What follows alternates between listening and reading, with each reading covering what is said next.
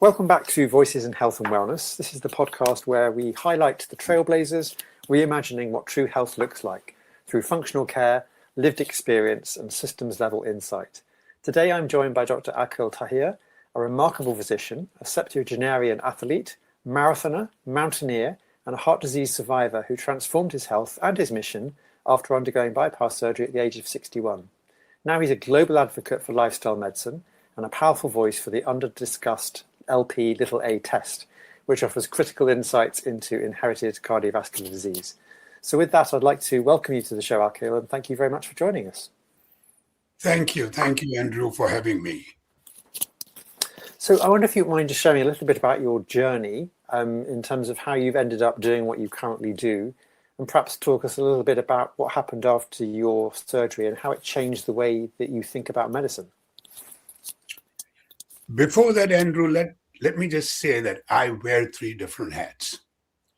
My first hat is a resurgent physician, meaning that I leverage medical science as well as lifestyle medicine to treat the cause of chronic diseases before it has happened, rather than the consequence after it has happened.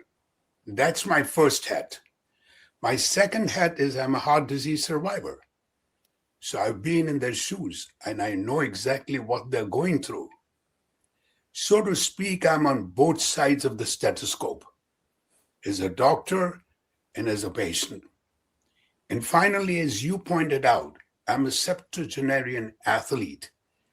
And I believe that, and a strong proponent of plant-based diet. And I believe that the plant-based nutrition has helped me tremendously, not only in my performance time, but my recovery time and all that is required to be an active athlete.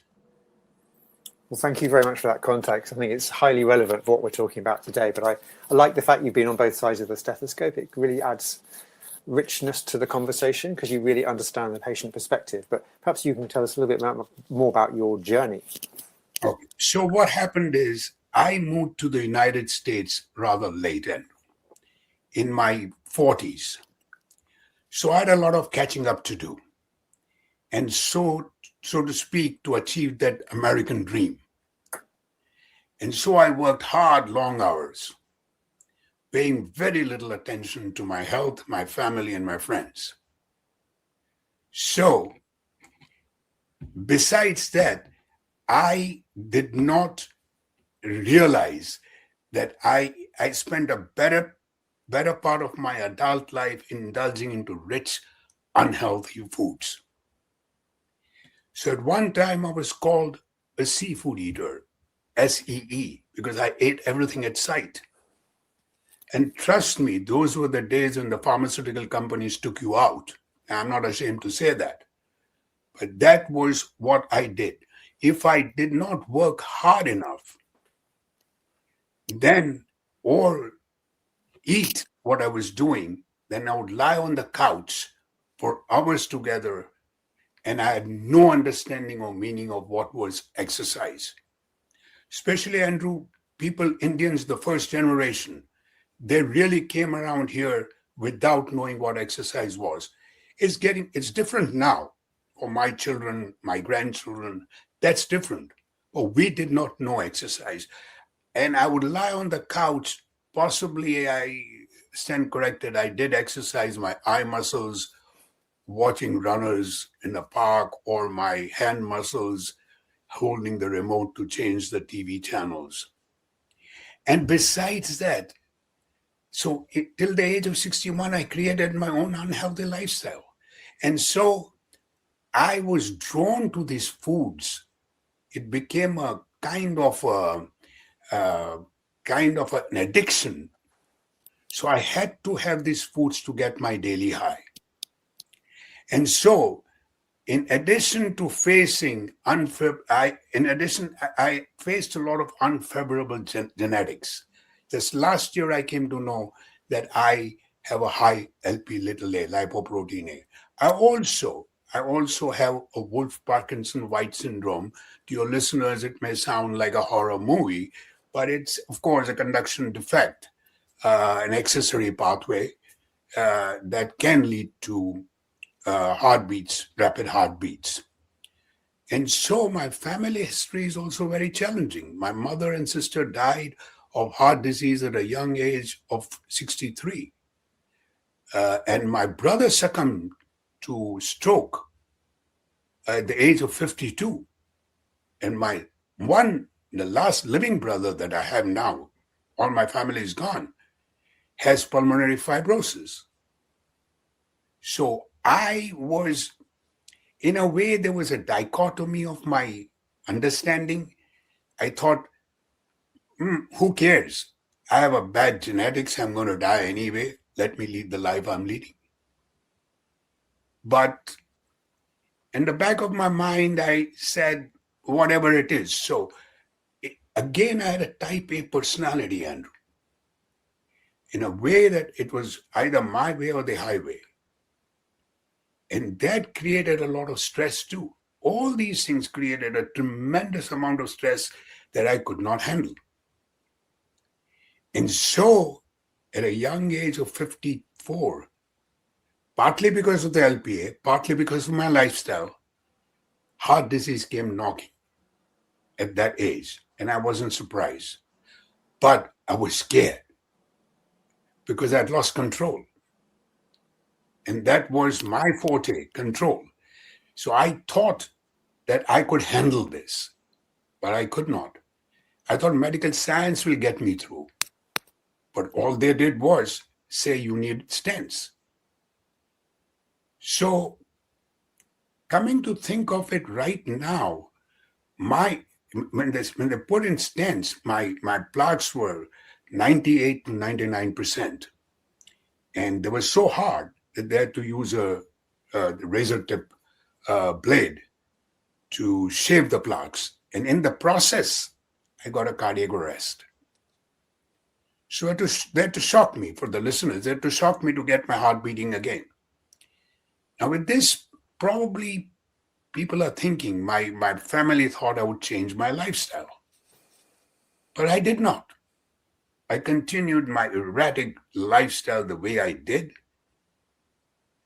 In a way I felt I am supposed to be a doctor. And now I've turned into a patient. I could not accept that. And so I withdrew from life.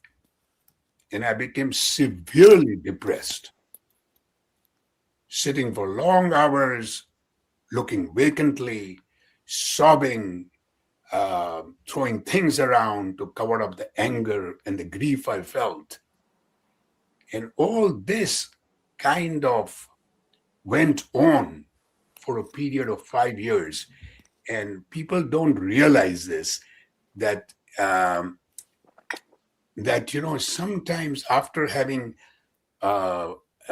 life disease or a kind of a thing that I had, people have a lot of despair and loneliness after that. And so this continued for 5 long years. And this kind of created a lot of mental agony as well as emotional agony. So now physical symptoms started coming in. I mean, the pneumonias and the bronchitis every single season. And then you had your sinus infections and your hemorrhoids. And then I had the infamous diverticulitis that perforated twice. And so my surgeon, a friend of mine, says, Akil, if I don't take you down and operate on you, you may not survive. So I decided against that and then went on for 5 long years this erratic way till I was back. This time my stents failed. So I was back into the hospital, and as they were wheeling me into surgery, I don't know what came over me. I just blurted out to the nurses around that I would do a half a marathon in a year's time if all went well. Of course, they humored me and they said, yeah, doc, that's great. You're going to do it. And to this day, Andrew, I don't know why I said that. But I believe I had only two choices left. One was to carry on this slow life of agony, misery, or to make a conscious decision of how to lead my life with passion, purpose, and positivity. That's stuck there. And so when I got out of my surgery, I did not take a single pain medication. The excruciating pain that you have when they open your chest was nothing compared to the 5 years of agony, emotional agony I'd gone through. This is very difficult for people to believe this. But this was, in a way, a happy moment. I was in a happy place.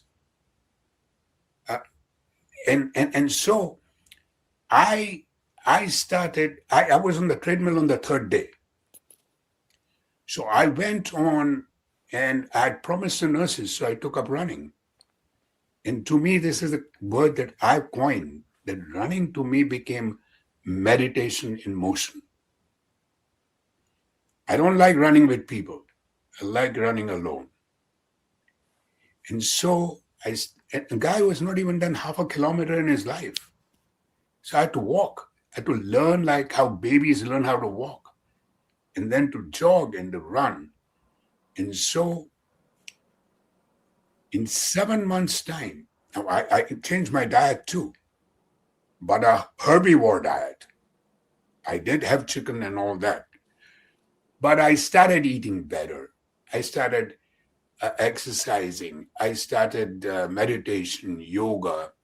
I started sky breathing, breathing exercises.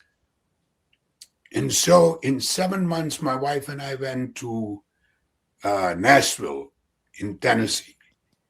And I did my first half marathon. It took me 4 grueling hours. But my bruised heart had not failed me. It carried me over the finish line. And I was thrilled. I was like on top of Mount Everest.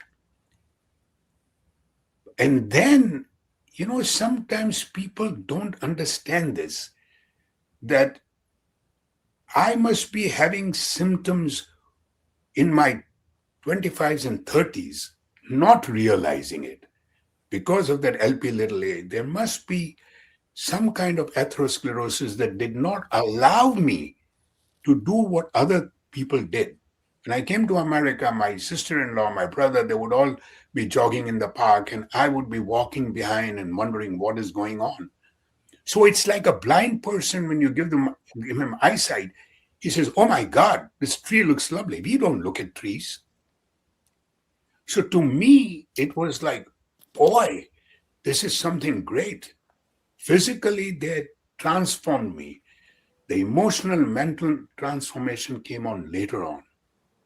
So I did that thing, and then within a year after my surgery, within 4 months after my half marathon, I went to Mount Kailash in China, in Tibet, China, and climbed that 19,000 that you can circumvent over there.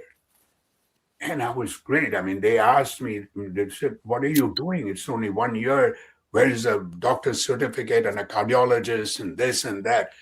And I managed to sort of get through. And they insisted I should have oxygen. But you see, this is what I'm telling people, that you don't have to go back to where you were. You got to start a new life the way you want to be. So I did not use any oxygen. And from that moment onwards, everything was good. I then did Mount Kilimanjaro and jumped out of planes and did 100-mile bike ride.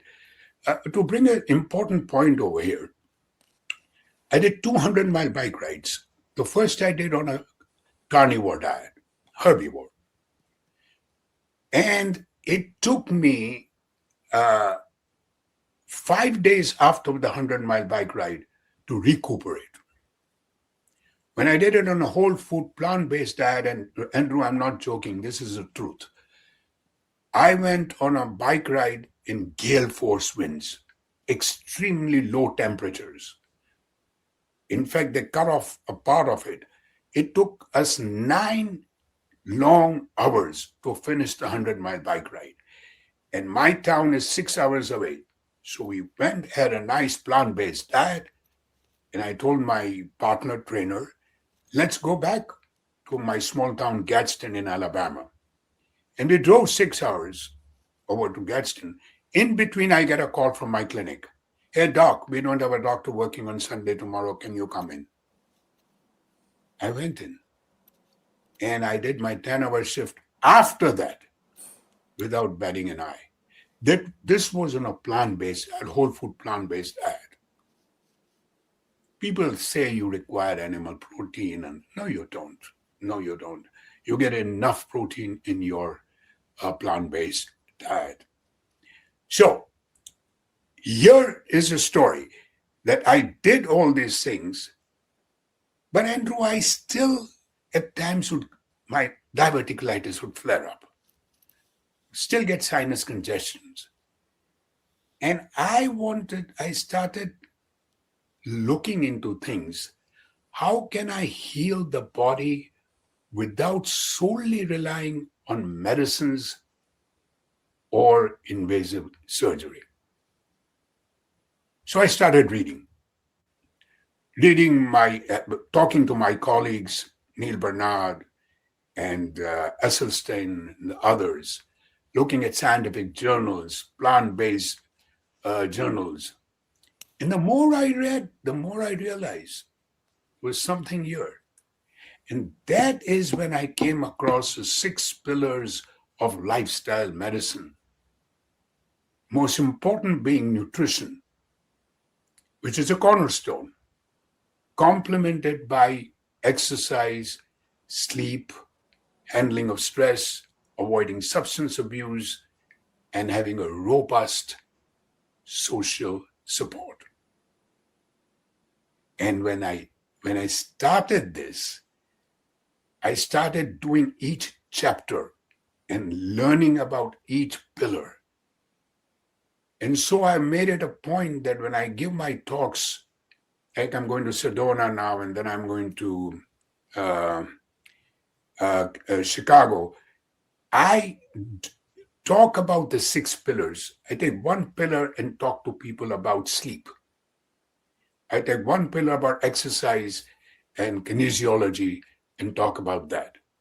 So the 6 pillars have become an extremely important in my life, which has given me today what I have achieved. Again, I'm a work in progress. I have skeletons in my, so I am not saying that I'm, oh, great, I'm superb. No, I have problems. I have problems of sleep. I sometimes get caught up when I'm with people eating sometimes the wrong type of food. But it doesn't bother me anymore. That, in a nutshell, is what my transformation was.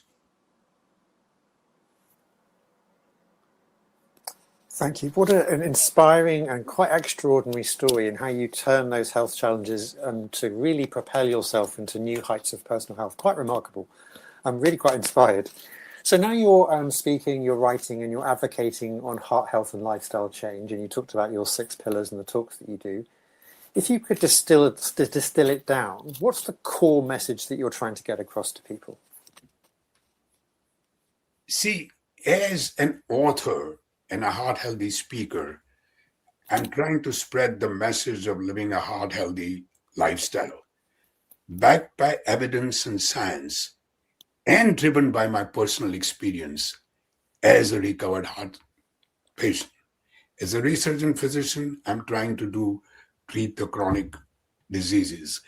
And as a septuagenarian athlete, as a plant-based proponent, I benefited, and I want people to benefit from this. Number 2, I always believe that adversity can be your best friend or your worst enemy. The first 5 years after my stents, adversity became my worst enemy. After my surgery, adversity became my best friend. I knew what to do. And that is why I tell this to people. Number two is adventure can hurt you, but monotony can kill you. I don't mean adventure going on mountains and doing 100-mile bike rides, but adventure is a metaphor. It can be anything. Learning something new. In the COVID period, I started doing gardening, which I'm not too good at, and cooking, which I'm absolutely terrible. But by the way, I have a cook and shop and cook show right now. So I do that.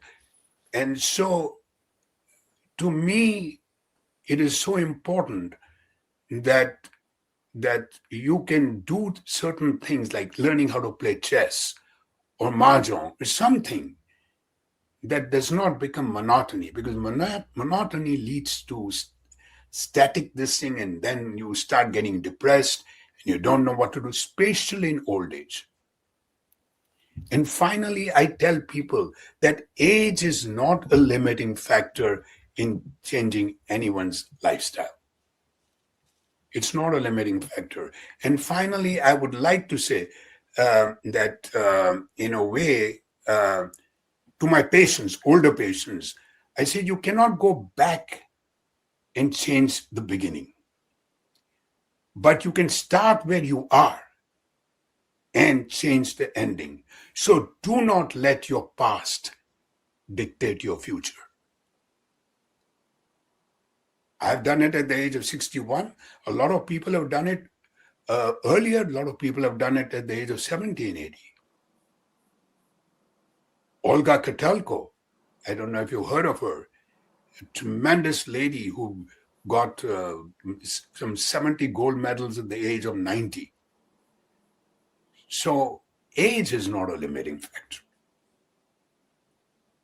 And learn sometimes it is resilience. Don't try and change everything in what you can. Oh, I want a new knee, I want a new hip, I want this, I want that. No. Learn to live with it. You have certain things that are not working as you age. See, and so to me, it is very important that conventional medicine focuses on treating things, right? Managing numbers. So I'm trying to look, what was I doing?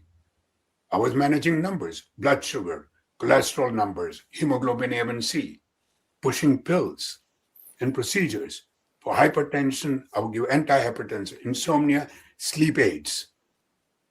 So in a way, what would happen? There's so many stents and bypass surgeries done in the USA. I don't know about the UK, which are unnecessary. Absolutely unnecessary. And then nutrition is medicine.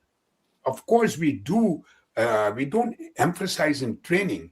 We mention it, but not as a central part of treatment. We're not taught. I was 0 hours.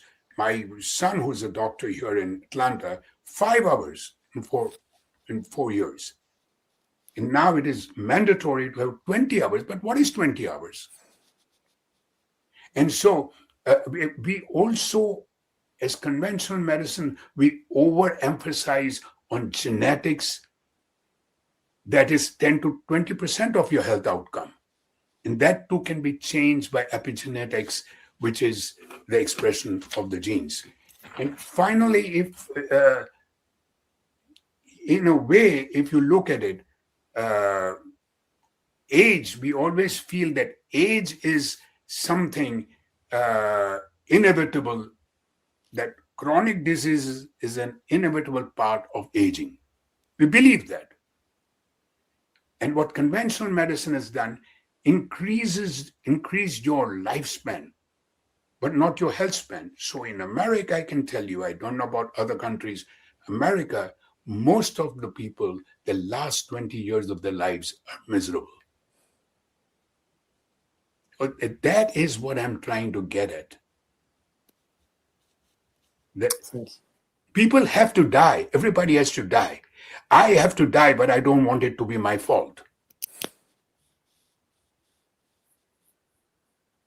Thank you. So what reactions have you seen from your peers in traditional medicine as you've shifted your approach quite radically, actually? It's very difficult. It's very difficult. Just yesterday, one of my patients came to me. I do telemedicine. And she turned around and she said that, Doc, I heard because I have a podcast on YouTube about LP little a. And I asked my doctor, can you please do my LP little a? First she said was, what is LP little a? Number two, she says, you don't need it. Now she has had a family history of people dying at a young age of strokes and heart disease. And she was told this. I had to tell my own cardiologist after my cholesterol was not going down, do my LP little a, please. And then most of them, I should not say most of them, but the basic thing in America is that your reimbursement is on procedures,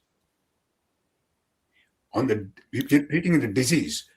So to them, if they are not going to do procedures like stents, cardiologists, or a cardiothoracic surgeon about surgeries, they are not going to get reimbursed the way they are getting reimbursed now. So I have to, we are very few, Andrew, people, doctors like us thinking are not in large numbers. But we are the people who got to carry on this message. So if I have one-to-one, I have cardiologists in my audience when I give talks, and I take questions from them, that we need to change their mindset. I'm not saying that conventional medicine is not required. If somebody is having chest pain, I'm not going to ask that person to have a carrot stick in his mouth. Of course, there is a place, but not the way for chronic diseases. Because I tell them, talk to me when I talk to physicians in conventional medicine. What is chronic disease? Chronic disease is a few things: your inflammation, your oxidation, your disturbance of your gut bacteria, overstimulation of your sympathetic nervous system, and the last is all this creates your immunity to go down. And your telomeres go down because of this. So I explained to them that, look, we can do it in 21 days, get a diabetes. Why are you saying that you got to live with it? Telling the patient. And so some of them do agree. People are changing. A lot of people have joined the ACLM, Lifestyle Medicine College, and doing good things. But it's a uphill task. So you've talked about LPA testing as being a major blind spot in conventional care. And I know this is a huge topic, but can you, in a nutshell, explain why it's so important? Number one, in a nutshell, it is only 1% of the doctors are actually testing it, and only 1.2%, I believe, of people in the US have been tested. It should be mandatory, like in certain European countries, not in the UK. It is, everybody gets tested. Everybody should get tested. The thing is that this is genetics. So one test is all that is required. If you're negative, you're home free. If you're positive, we can do a couple of things. But being genetic, let them understand, it's 20% of the population have this very high. And in the Black Americans in the US with African descent, it's one, that means 1 in 3. And South Asians like me, we are 1 in 4. So general population is 1 to 5. Now people turn around and say, what is LPA, doc? Well, LPA is your fat particle. It's like your bad cholesterol, the LDL. But LDL has apoprotein B, a protein that both of them have, LP little a and LDL. Or what LP little a has an extra protein, apolipoprotein A, which causes it to become much more inflammatory, much more sticky, much more clot forming, so that it can cause a higher degree of heart disease, strokes, and valve problems, aortic valve. So I was diagnosed last year at the age of 76, and I have aortic stenosis too, because of the calcification of the aorta, which is a gateway where the blood flows through the oxygenated blood flows through different parts of the body. And if that gets stenosed and narrowed down and calcified, it causes heart failure. So certain people in the community should ask for it. Everybody should get it done, but certain people should ask for it. Who? People who have got a family history or a personal history of premature heart disease. That can be either strokes, heart attacks, peripheral arterial disease. Number two, people who have got a high cholesterol that does not come down, familial hypercholesterolemia, those people. Number three, like I said, South Asians and African Americans. Number four, menopausal women. There are only few times that you have to do this test again. Menopausal women have a much higher LP little a than their counterparts, males of the same age. And so it's a very simple test, costing less than half a gas of tank. So, but FDA has approved it over here. So people should ask for it. And if you ask for it, ask not for milligrams per deciliter, ask for nanomoles. Because nanomoles actually not only find the amount you have, but the size of the LP little a particles. Because it's a hidden risk. And like people tell me, what happens if I have LP little a positive? What do I do? Is there any treatment? See, general exercise and eating healthy does not decrease your LP little a. But what you can do is there are in fact three things.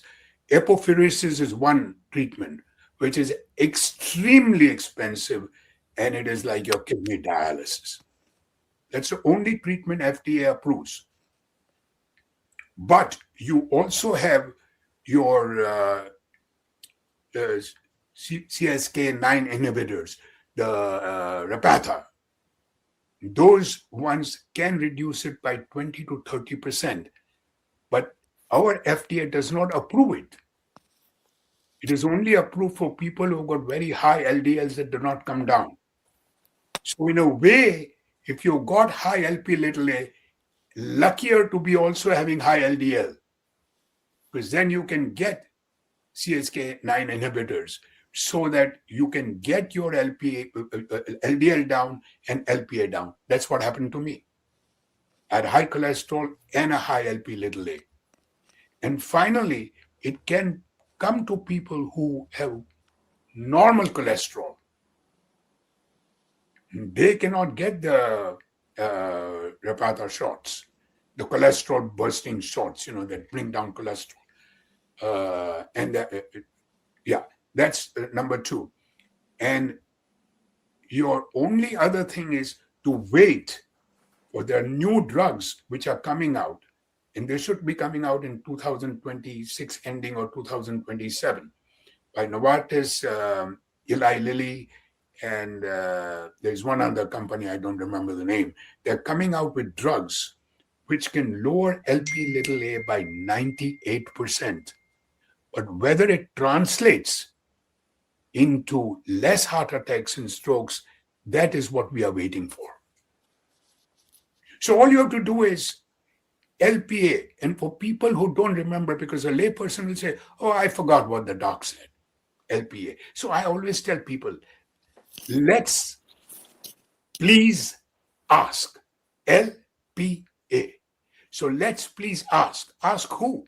Ask your doctors, ask your friends, ask your family, because people who should be getting tested. Another thing is, if I am positive, all my cascade checkups should be done. That means my brothers, my sisters, my children, my father, my mother, everybody has to be tested because it's genetic.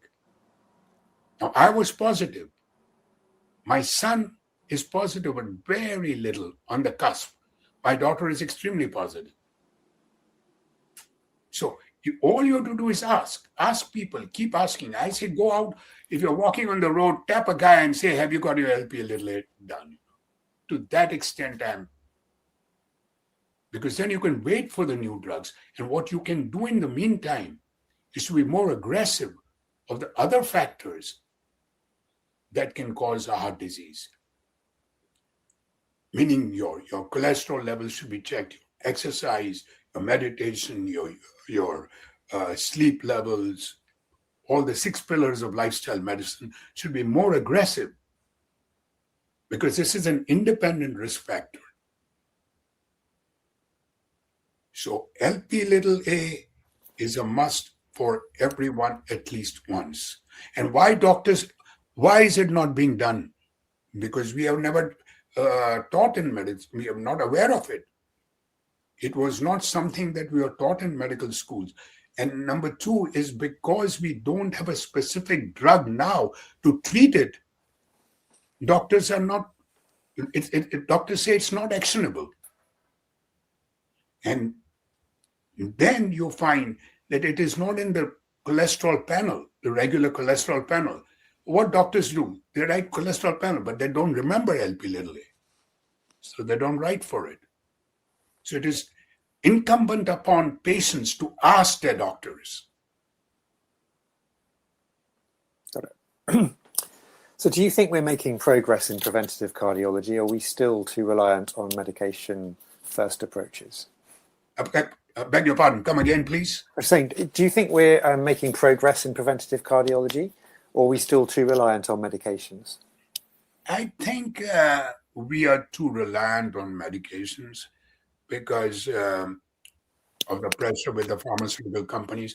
I'm not saying that it is required, but if you're chronic diseases, the first thing is that you can undo it. So if you've got somebody walking with diabetes, just out of the blue, no signs, symptoms, comes to your clinic and you see 250 milligrams per deciliter, that's what we go by in the US.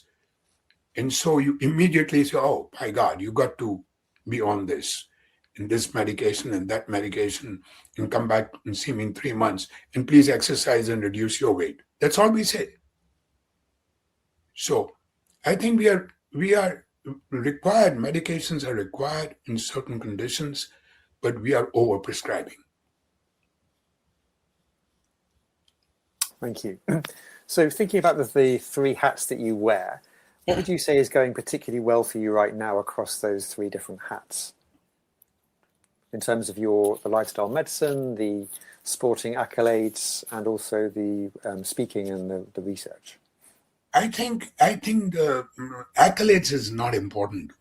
It is just not my story in that sense. But I'm definitely it's important to me that I teach doctors as well as patients to own your health. We got to be working together with patients. So to me, not just prescribing and telling the patient what to do, but let's talk about it. What do you think? Because each person is different. You go and tell a person, don't do this, don't do that. But have you ever figured out that what situation, lifestyle does he have? How can you improve that lifestyle that he is leading in? I say, okay, I exercise 3 miles a day and I sleep 7 to 9 hours. But what is that person? What situation he is? What is the best that he can do for his own health? That is very important to me. And I find that when you tell even your own family, some of them don't want to listen. But because we are caught up in that situation. For example, I know for a fact that drinking does not do anything for your health. Now, when people have asked me this, I've told them that I'm not being judgmental. You go to a wedding and you take a toast, by all means. I'm not stopping that. But I'm talking about regular drinking, that 2 drinks a day for males and 1 drink for, and that is hogwash. You don't do that because it's definitely proven, especially for breast cancer and alcohol. So that to me is the most important thing. And number 2 is, in a way, I shouldn't be saying this, but in a way, it is good that I had the heart disease. So I know what to tell my patients. And unless and until a patient has a heart attack and has got residual problems, congestive heart failure and all that, please, otherwise you can ditch that prescription that was given to older heart disease patients and start doing things again with a caveat that please ask your own doctors before doing anything that I say. I'm only telling you my experiences and the experiences of my friends, family, and my patients. And what's the biggest challenge in trying to get your message across? I mean, is it time, access to platforms, or are there any other things which limit your ability to spread the good word? Of course, the biggest thing is, look what happened to the our healthy eating pyramid that came out. I mean, this is a disaster. There are positive points: whole foods, avoidance of processed, ultra processed foods, less sugar. That's great. But you can't turn around and say saturated fat. You can't turn around and say that lard or things like this, butter, should be your. This to me is, you're not fighting, and you're doing a dual battle. You're not only trying to help your patients by telling them the right thing, but you're fighting the dairy industry and the meat industry and other industries. Because I'm quite sure, I wrote a very nice piece on this on LinkedIn. I wrote that piece, and one of the person wrote that, Dr. Taher, this has got nothing to do with health. This has got all to do with the industries. But I am looking at a positive side. At least the whole food has come into play. At least the processed foods have come into play. So those are the challenges. Now, when you say whole milk, and sometimes saying raw milk, I mean, this is introduced back into our schools. And I've given talks on dairy. And come on, everybody knows that your estrogen levels and the prostate cancers, there is certain amount of truth in that.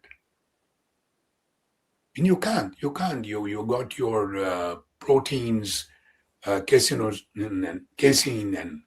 and the milk that you are getting in the United States on the shelf, in the food markets over here, is full of antibiotics, full of estrogen, and full of other things which are not required. So if you're telling me you're going to keep a cow in the backyard and feed that grass, then that is debatable. But if you tell me you're going to drink organic milk over the shelf, that is, again, not possible. So if you had a magic wand and you could fix one thing in how your message is received or supported, what would that be?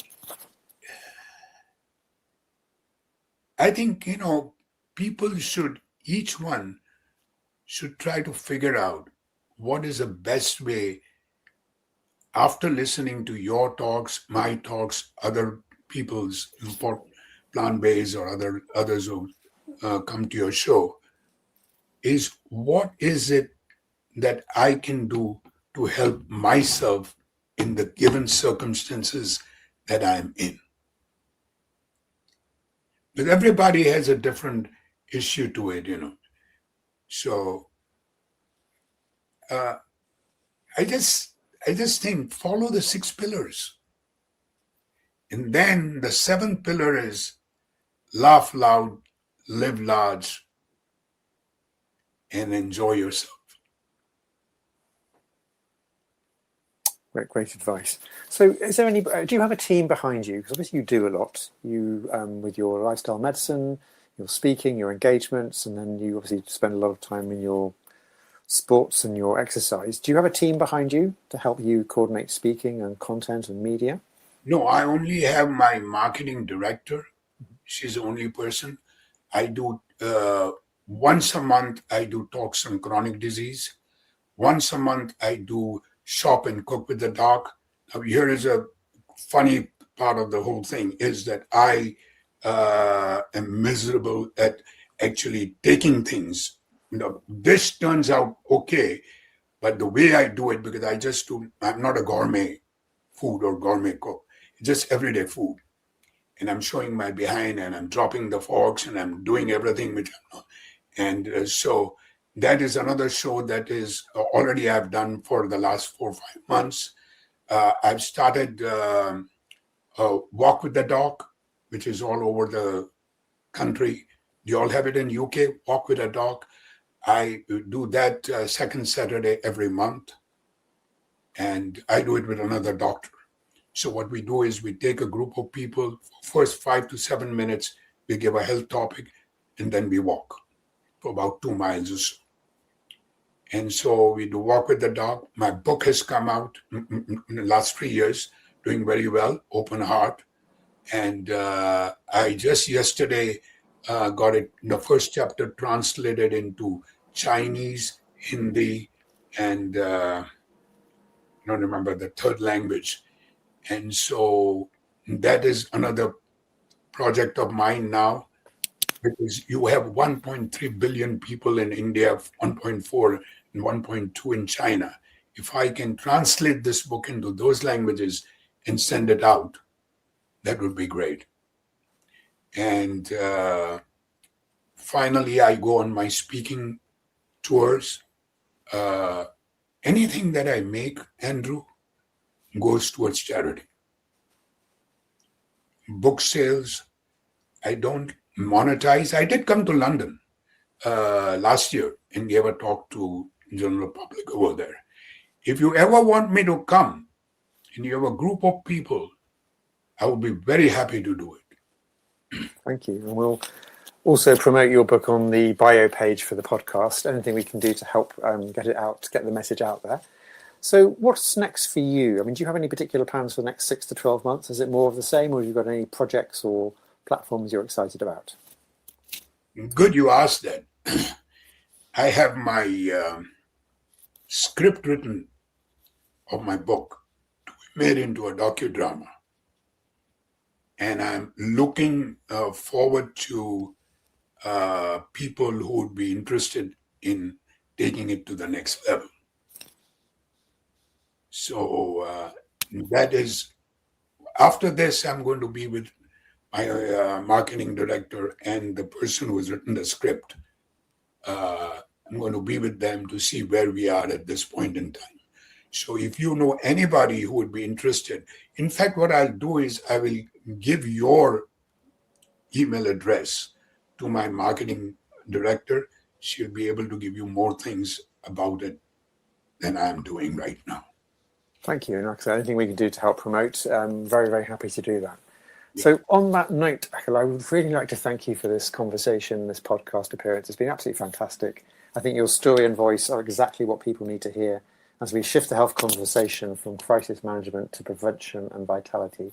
So many thanks for joining me. Really appreciate your time this afternoon. Thank you so much. Appreciate being here.